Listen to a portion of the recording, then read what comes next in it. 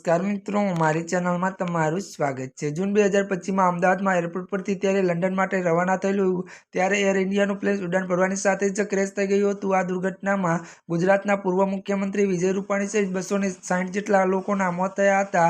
હવે આ વિમાન દુર્ઘટના મામલે નવો ખુલાસો થયો છે, આવો જાણીએ।